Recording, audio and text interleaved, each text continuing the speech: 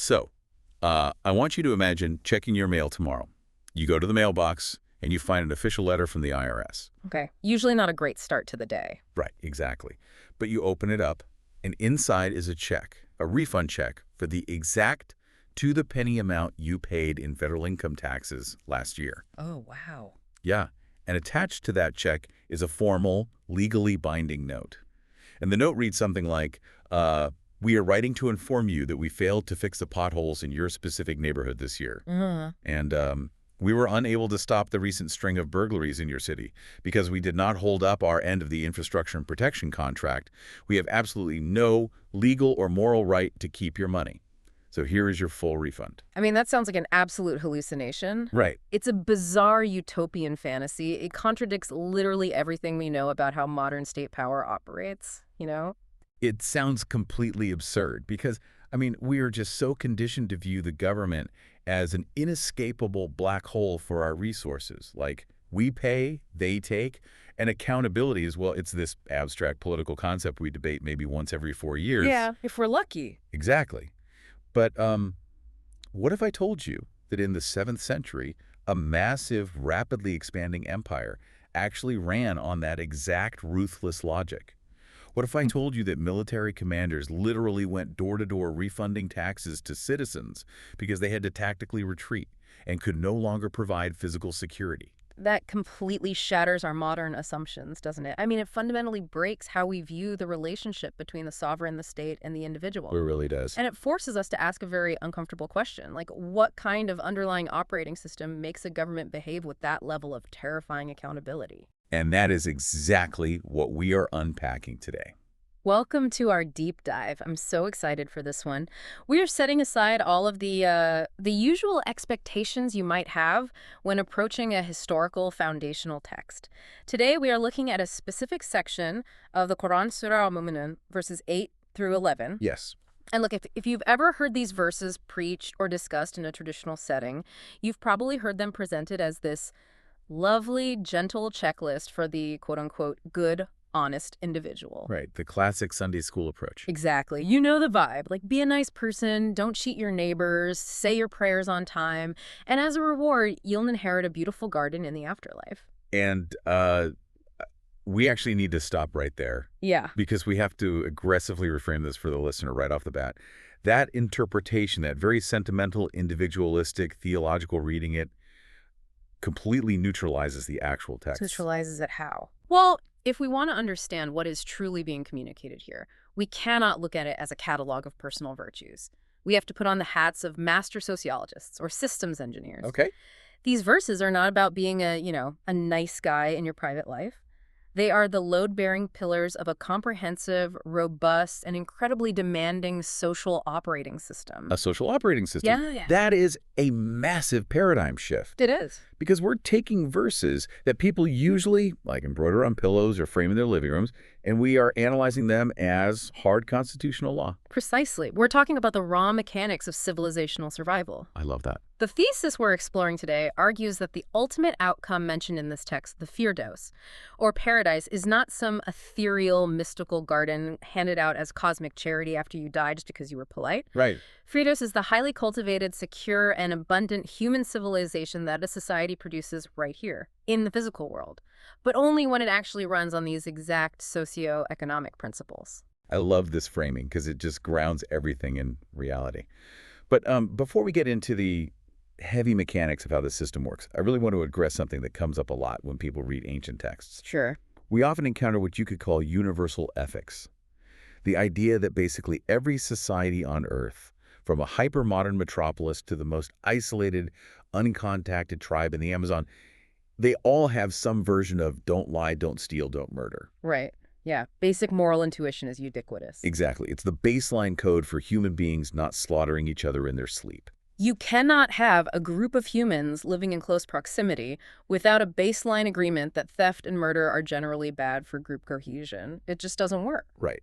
So here's where I want to push back a little. If every society already knows they shouldn't cheat, and every culture has some version of be honest, why does this specific text claim to be a unique, immutable blueprint for human survival?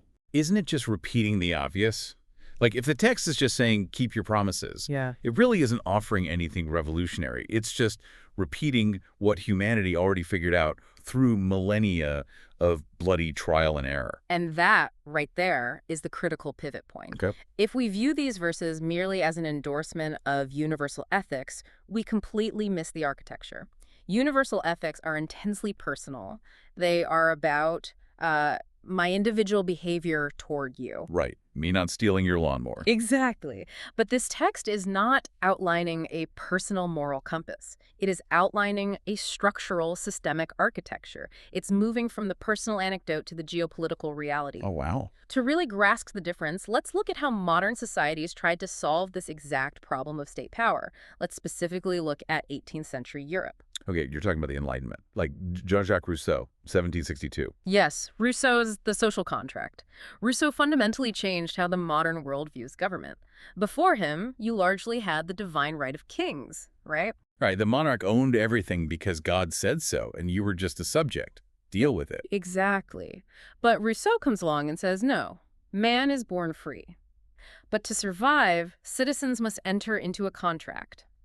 We surrender our chaotic natural freedoms to a central authority, and in exchange, that authority the state provides order, protection, and the management of civil society. Which is the foundational logic of almost every modern Western democracy today.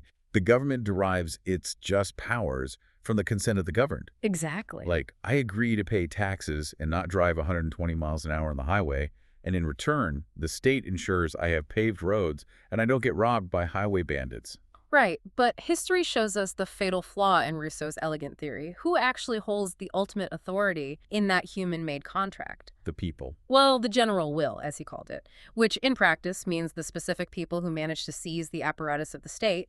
And because human beings hold that ultimate sovereignty, human authority can be manipulated, it can be corrupted, it can be monopolized. Ah, so the contract just gets rewritten by whoever's in power. Yes. The French Revolution is the perfect example of this. They start with Rousseau's ideals of liberty and brotherhood, and within, a few years, the general will is being used by Robespierre to justify the reign of terror.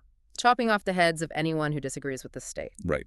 The human-made social contract broke down into pure tyranny almost immediately. Precisely. And this is where the 7th century operating system we are analyzing diverges radically. Centuries before Rousseau, this text laid out a socio-economic contract, but the systemic difference is staggering. How so? In this operating system, the sovereign is not a king. It is not a parliament, it is not a dictator, and it is not even the shifting emotional general will of a mob. Okay, then who is it? The sovereign is the ultimate, objective, immutable law itself.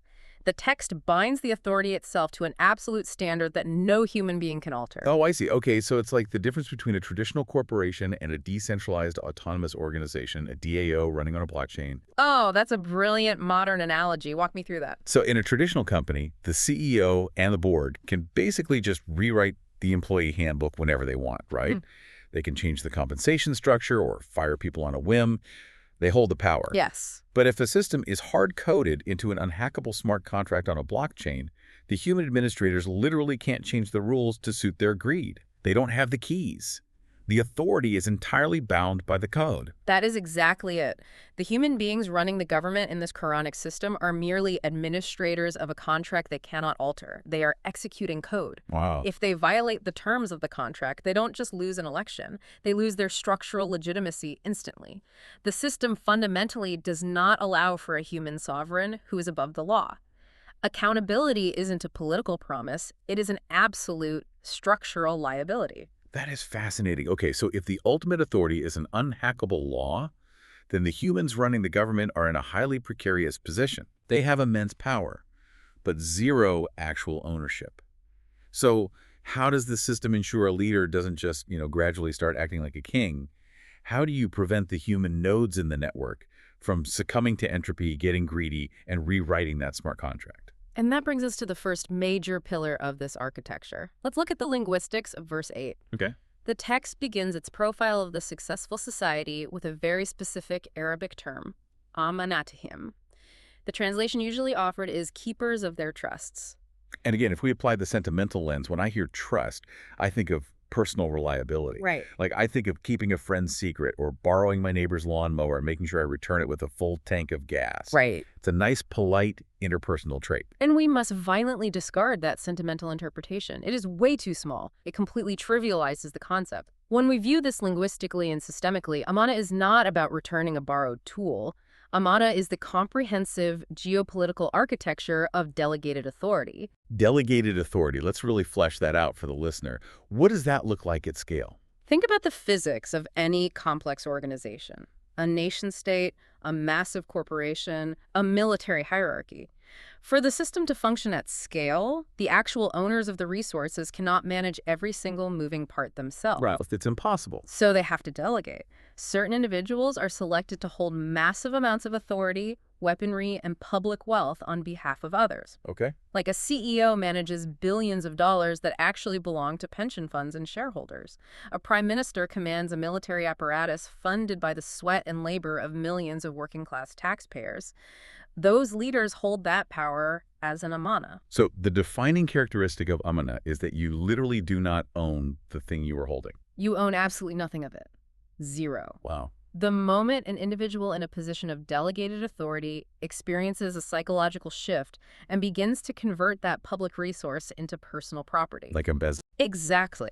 Whether that is a politician explicitly embezzling infrastructure funds or just a leader using their public office to secure lucrative contracts for their family members, they have fundamentally broken the amana. The codes is broken. Yes, a society built on this operating system only survives if the people who hold power view themselves strictly as terrified trustees. The Arabic word for that trustee is amin.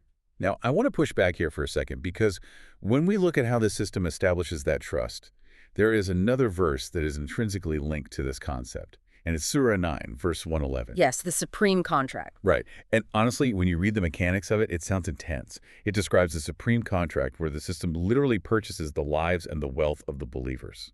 The text states that God has bought their lives and wealth, and in exchange, they receive this cultivated society, the Firdaus. It is an incredibly intense socioeconomic proposition, I agree. But wait, surrendering all my surplus wealth and my very life to a central authority. If I'm a listener right now, my alarm bells are ringing. That sounds dangerously close to communism or extreme 20th century totalitarianism. I can see how you'd make that leap, yeah. It sounds like Stalin's Soviet Union, where the state owns your farm, your labor, and your body for the quote-unquote greater good.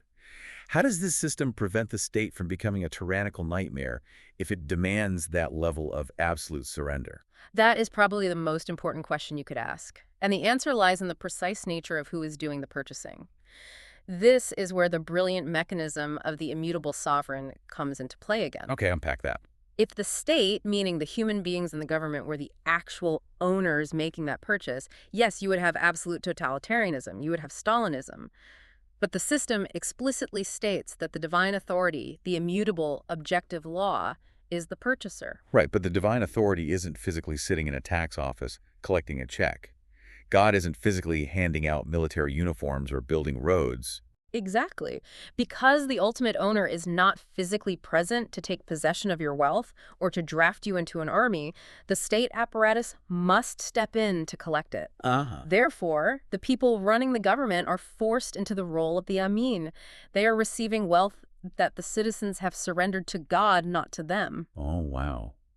I see the psychological distinction now. It's massive. It changes everything. If I pay my taxes into this specific system, the government isn't taking my money as a tribute to their own greatness or because they feel they own my labor. They are receiving my money as a terrifying liability. They are basically acting as an escrow agent. Escrow is the perfect modern equivalent. Think about how a real estate escrow works, right? You have a buyer and a seller, and hundreds of thousands of dollars are sitting in a bank account managed by a third-party escrow officer. Yes. That escrow officer has immense control over that money, practically speaking. But they cannot use a single cent of it to buy themselves a sports car or pay their own rent. Not a penny. They are legally, violently bound by the terms of the contract to only release those funds when specific objective conditions are met. If they touch the money for personal use, they don't just get fired, they go to federal prison. Yes. In this operating system, the state treasury is a divine escrow account. That is wild. It is not a privilege to be a leader. It is a profound, crushing burden. You are handling capital and human lives that do not belong to you, to be utilized strictly for the terms of the contract, which is the welfare, security, and advancement of the society. And history gives us a wild, incredibly vivid example of this exact psychology in action. It involves Umar, the second caliph, the head of the Islamic State during its most rapid period of expansion. Right. When we look at this story through a systems engineering lens, rather than just treating it as a nice historical fable about a humble guy, it hits totally differently. Let's lay out the context of that story, because the geography and the geopolitical reality of the time make it astonishing. Okay, so the year is roughly 640 AD. Umar is ruling from Medina, a city right in the middle of the Arabian desert. But his empire, the system he's managing, has expanded massively. It's a superpower at this point. Right. It stretches all the way up into the Levant, into Persia, covering modern-day Iraq and Syria. And the famous historical anecdote is that Umar, sitting in the capital of Medina, stated that if a single dog died of hunger on the banks of the Tigris River, he, the head of state, would be held absolutely, personally accountable by the ultimate authority. Let's really pause and analyze the sociological implications of that statement. The Tigris River is in Iraq. It is roughly 800 miles away from Medina. Yeah. There are no telegraphs, there is no internet, there is no rapid communication. Yet the head of a global superpower is experiencing literal biological anxiety over the starvation of a stray animal nearly 1,000 miles away. Why? It's not just poetry. It's a statement of jurisdictional liability. Exactly. He wasn't trying to sound humble for a PR campaign. He was defining the absolute non-negotiable boundaries of his amana. He recognized that because the state had claimed jurisdiction over that territory, his delegated authority made him the fiduciary trustee for the welfare of everything within those borders, not just the wealthy citizens, not just the political elite, a dog. Wow. The state's responsibility is total, and the liability is absolute. The moment a leader in this society starts thinking, this is my treasury, this is my country's wealth, the operating system crashes. The amana is broken. Immediately. And what happens when that structural trust collapses? You see it manifest in the physical world almost instantly. Societal entropy accelerates. You see infrastructure collapsing while leaders build palaces. Yes. You see systemic corruption, the hoarding of resources, the weaponization of the justice system to protect the elite. That is the physical symptom of a broken amana. The entire 7th century Quranic system was meticulously designed to eliminate the concept of human dictatorship by turning all leadership into a strictly audited, high-stakes fiduciary duty. Okay, so amana dictates how the central nodes, the government, the leaders, the institutions, hold power and resources. But a society isn't just its leaders. No, it's not. What binds the citizens to each other? How do the individual nodes in this vast network interact on a daily basis? Because if the leaders are bound by amana, what is the protocol for the streets, the markets, and the courtrooms? And that leads us directly to the second critical word in verse 8. The text explicitly pairs the two concepts. Keepers of their trusts, amana to him, and their covenants, adiyam. Their covenants, their contracts. Once again, the traditional soft translation is just be someone who keeps your promises. Which is fine. If I say, I'll meet you for coffee at 3 p.m., I shouldn't show up at 3:03. It's polite. It's a good universal ethic. But we are looking at this systemically. Right. What is odd at the level of civilizational architecture? If amana is the vertical relationship of power, odd is the horizontal web. The horizontal web. It is the contractual web of society. Think of a civilization as a massive, hyper-complex network of interdependent nodes. Every single economic transaction, every piece of legislation, every marriage, every implicit social expectation and explicit legal agreement is a strand in that web. Okay. Odd is the sum total of commitments that allow millions of strangers to coordinate their actions without needing an armed guard standing behind every single person. It's essentially the metric of societal friction. That is the exact engineering term for it, friction. A society of promise keepers, a society where the concept of odd is inviolable, can run almost entirely on trust. It's highly lubricated. Exactly. Yeah. If I know the supply chain isn't putting sawdust in the flour, if I know the judicial system will enforce a contract fairly, if I know the currency won't be debased overnight, the society moves incredibly fast. Commerce thrives. Innovation explodes because energy isn't wasted on constant self-preservation. But what happens when that web breaks down? Like, what does a low-trust society look like mechanically? A society of promise breakers runs entirely on surveillance and force. And that friction is enormously, cripplingly expensive. It's the surveillance state. Yes. If nobody trusts anyone, you need a camera on every street corner. You need biometric tracking for every employee. You need an army of compliance lawyers just to sign a basic vendor agreement. Right. You need auditors to audit the auditors. Precisely. You are spending massive amounts of capital, time, and human caloric energy just guarding against each other. You are bleeding resources. Right. From a systems engineering perspective, a low-trust society is mathematically unsustainable. It will eventually collapse under the financial and psychological weight of its own paranoia. Odd is the lubricant of the social engine. Without it, the gears grind each other to dust. To really drive this home, I want to tell the story of the Homs tax refund that we teased at the very beginning of the show. Oh, this is a perfect example. Because it's easy for us to sit here and say, individuals should honor their contracts. But what does it actually look like when an entire government, an entire military apparatus, acts like it is violently bound by odd? It is one of the most striking, counterintuitive geopolitical events in recorded history. Let's set the stage. So the year is roughly 636 AD. The rapidly expanding Muslim military forces, under the command of Abu Ubaidah, have pushed into the Levant and taken control of several major cities, including Homs, which is in modern-day Syria. Okay. Now, Homs was a largely Christian city, previously under the Byzantine Empire. Under this new socio-economic operating system, the Islamic State collected a specific tax from the non-Muslim citizens, known as the jizya. And we must clarify the nature of the jizya here, because historical nuance is so often lost. This was not a mafia shakedown. It was not, pay us or we burn your city. Right. It was a highly specific, legally binding contract, and odd. The non-Muslim citizens of Homs were not conscripted into the Muslim military. They were exempt from military service. So they paid this specific tax.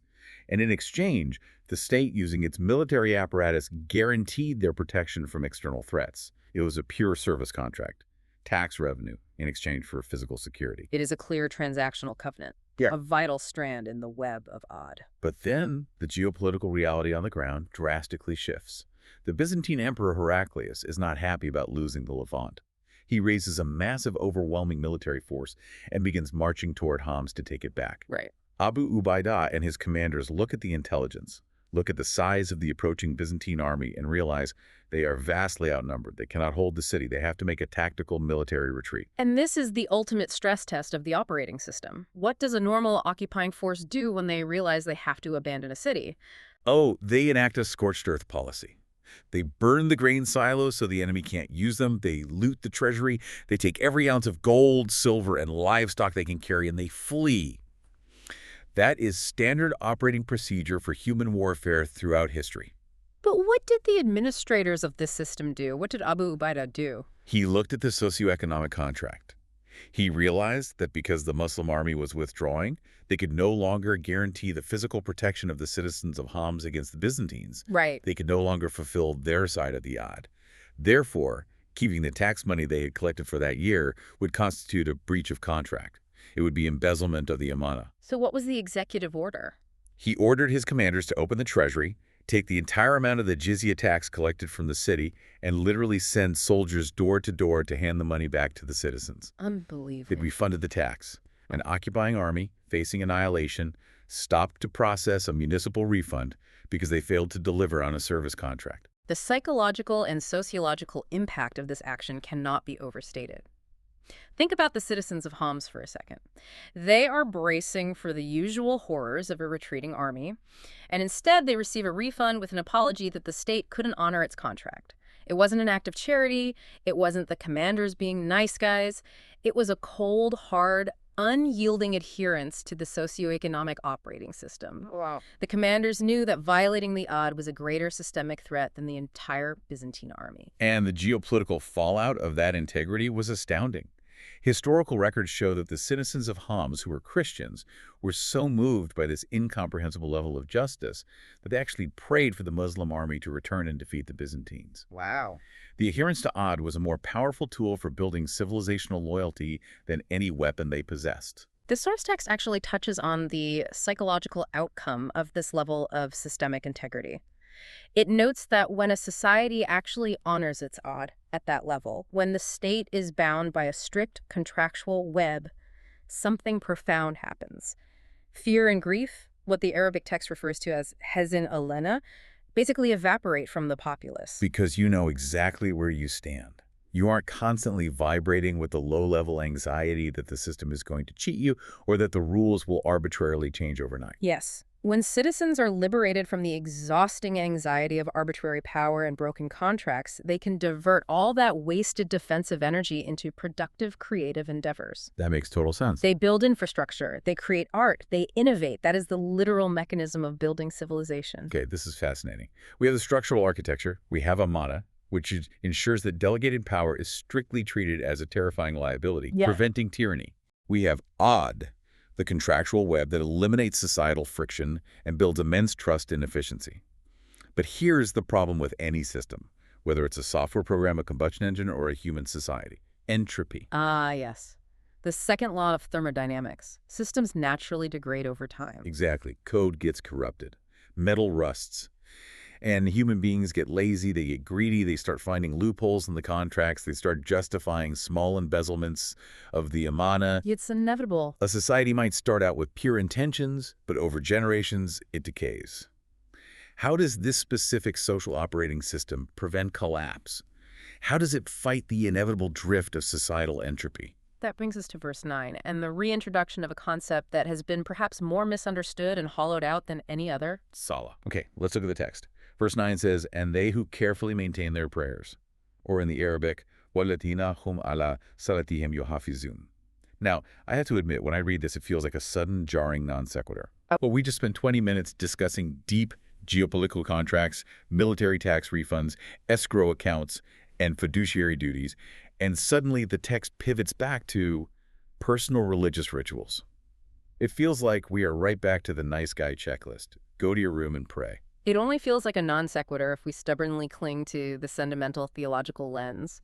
But as systems engineers analyzing a blueprint, we have to recognize that the placement of this verse is highly deliberate, mathematically precise architecture. Okay, explain that. The Quran actually bookends this entire profile of the successful society with Salah.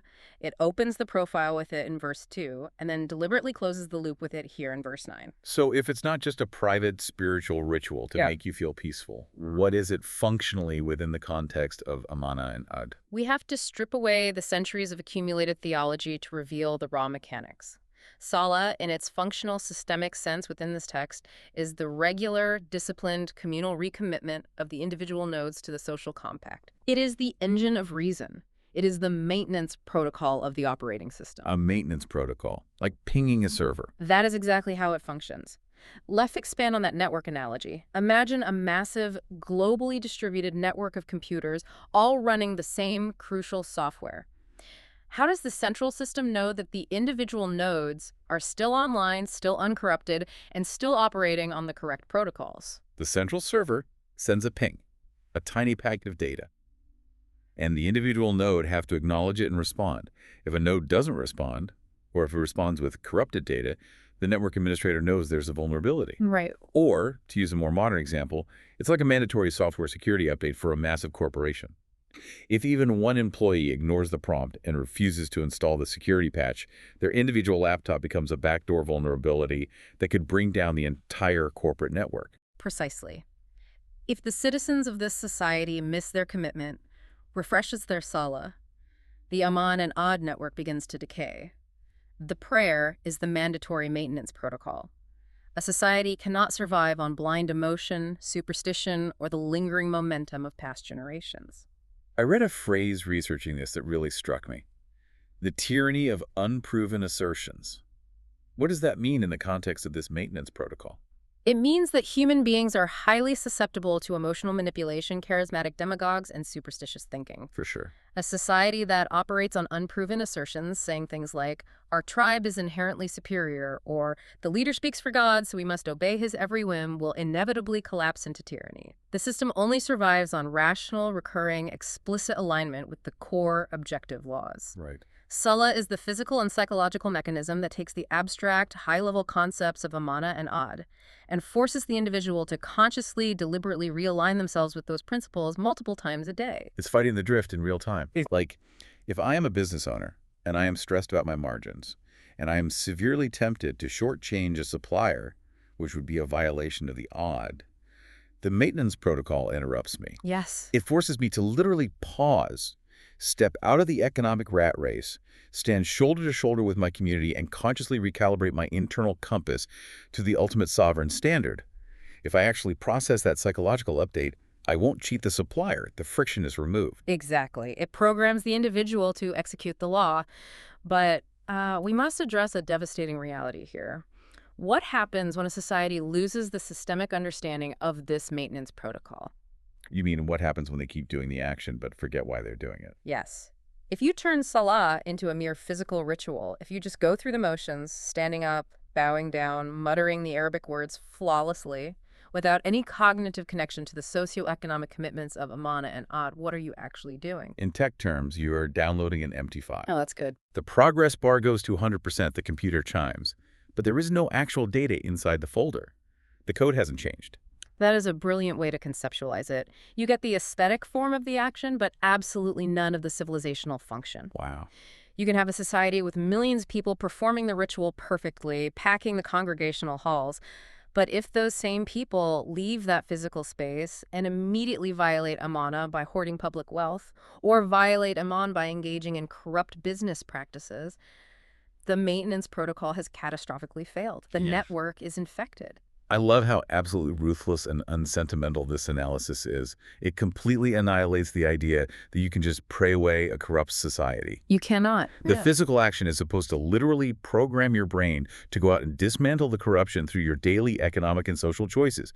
If it doesn't result in a more just, lubricated, trustworthy society, the code is broken. The ritual is a placebo. It is an incredibly demanding system. It requires active, rational, intellectual participation. It does not allow for passive observers. It does not reward sleepwalking through a ritual. Okay, let's step back and look at the grand output of all of this. Yeah. Because we've built a very complex, demanding machine today. We have.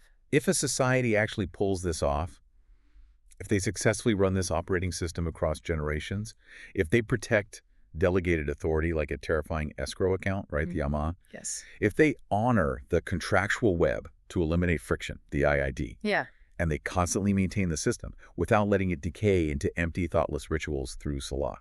What is the ROI? What is the actual return on investment for the human beings living in that network? This brings us to the grand conclusion of the text, the final verses of our scope today, verses 10 and 11. Let me read the translation. It says, "They are the inheritors, Werethan, who will inherit fil-Ardh." Now, once again, the default sentimental translation that everyone knows is, be a good boy, say your prayers, and when you die, God will hand you the keys to a magical garden in the sky where you can relax for eternity. Right. But we are completely blowing up that interpretation today. What is actually being communicated in these final verses? We have to start by completely redefining paradise, both linguistically and historically. Let's look at the specific word used, fil-Ardh. Where does that word come from? The etymology is fascinating. It's not originally an Arabic word. It comes from ancient Persian. Yes. In ancient Persian, a fil-Ardh literally meant a walled, enclosed garden. And we have to ask ourselves, as systems thinkers, what are the implications of a walled garden? Well, a forest just happens. A jungle grows wild, but a garden doesn't exist by accident. Exactly. A garden is the direct result of intense, calculated, sustained human labor. It is the victory of human engineering over natural intervention. Oh, I see where this is going. Think about it. To build a garden, you have to survey the land. You clear the rocks, till the stubborn soil, plant the seeds, construct complex irrigation networks to manage the water supply, and build defensive walls to keep out predators and harsh winds. It's a massive infrastructure project. It is. In ancient Persian culture, a fil-Ardh wasn't a magical fairy tale. It symbolized the absolute highest peak of a cultivated, secure, economically abundant human civilization. So the text isn't promising a magical forest that spontaneously sprouts out of nowhere after you die. It's promising the ultimate optimized civilizational state. Yes. The fil-Ardh is the civilization you build here, and the mechanism by which you receive it is equally crucial. Look at the specific word the text uses to describe the people who get this garden: inheritors, or in Arabic, warathan. This is a highly specific legal and economic term. This is not a charity. I want to pause and really push back on this because this challenges a very deeply held psychological comfort for a lot of people. Isn't it comforting to think of paradise, whether earthly or heavenly, as a sheer gift of grace? something given out of pure, unconditional love that you don't have to do grueling, exhausting work for. People want to believe that if they're just generally nice, they will be handed a reward. It is deeply comforting to the individual ego, yes. I completely understand the appeal. But from a sociological and civilizational perspective, that free gift mindset is an absolute poison.